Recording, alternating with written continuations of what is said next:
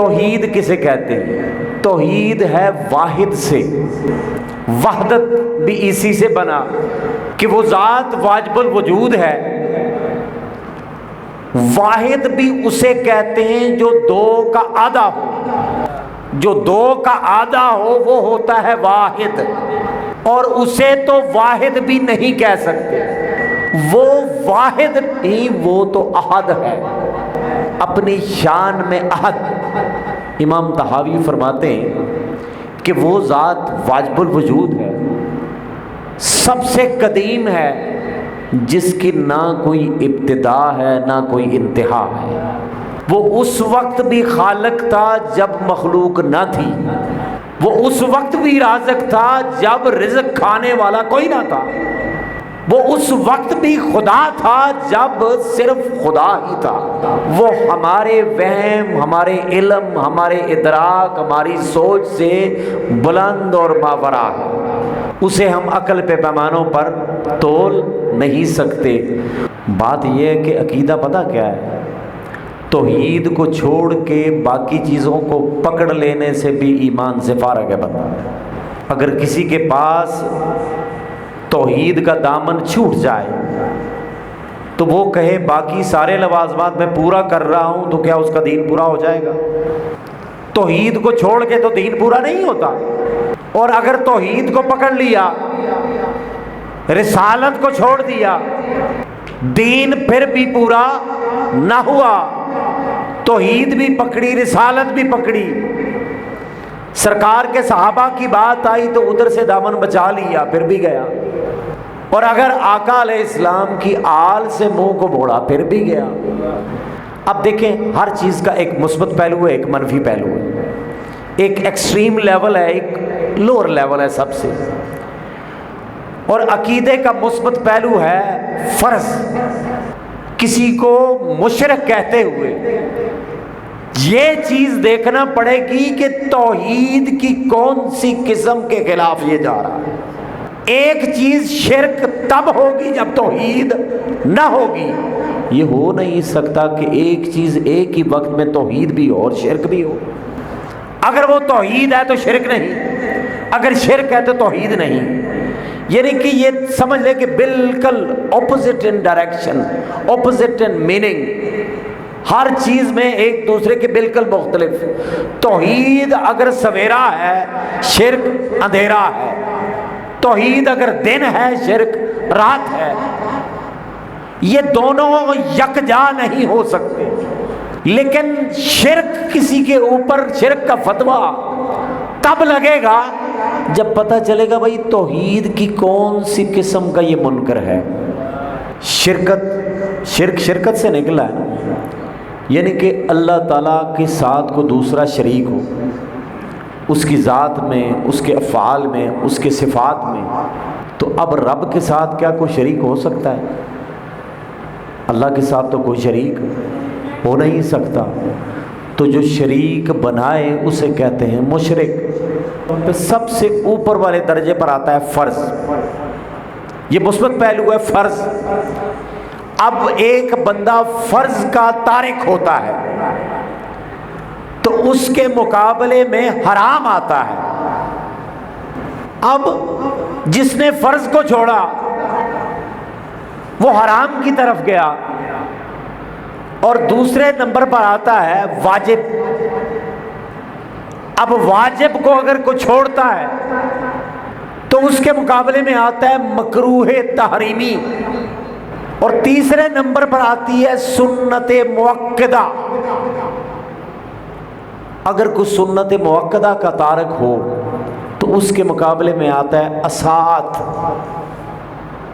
اور کوئی سنت غیر مؤکدہ کا تارک کو، سنت غیر مؤکدہ نہیں پڑھتا، تو اب اس کے مقابلے آتا ہے مکروہ تنزیہی۔ اور پھر اگلا درجہ آتا ہے پانچواں مستحب کا۔ یہ چیزیں تھوڑی مطلب مشکل ہیں لیکن سمجھنے والی ہیں۔ ایک چیز ہوتی ہے مستحب۔ مستحب کے مد مقابل خلاف اولا آتا ہے۔ اولا کا مطلب ہے جو پہلے لوگ گزر گئے انہوں نے ایک کام نہیں کیا، آپ نے کر دیا، مستحب کام ہے، پہلے لوگوں نے نہیں کیا، آپ نے کر دیا، اسے بندہ مشرک نہیں ہوتا، خلاف اولا کہہ سکتے ہیں۔ اور آخری درجے پر مباح ہے، مباح دونوں جانب ایک ہی ہے، کر لیں تو ٹھیک ہے، نہ کریں تو بھی کوئی اعتراض نہیں۔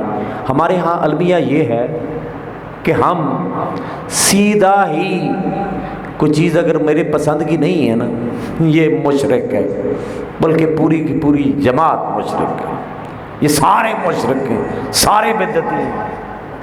دیکھنا یہ پڑے گا کہ کون سا انہوں نے جرم کیا ہے۔ فرض کو چھوڑا ہوگا تو حرام کا فتویٰ لگے گا، واجب کو چھوڑا ہوگا مکروہ تحریمی آئے گا، سنت مؤکدہ کو چھوڑے گا اسات آئے گا، سنت غیر مؤکدہ کو چھوڑے گا مکروہ تنزیہ آئے گا۔ آپ نے ہر درجے کو پامال کرتے ہوئے اسے اسلام کے دائرے سے ہی نکال دیا، بس یہ مشرک، گویا دائرہ آپ نے خود لگایا ہوا۔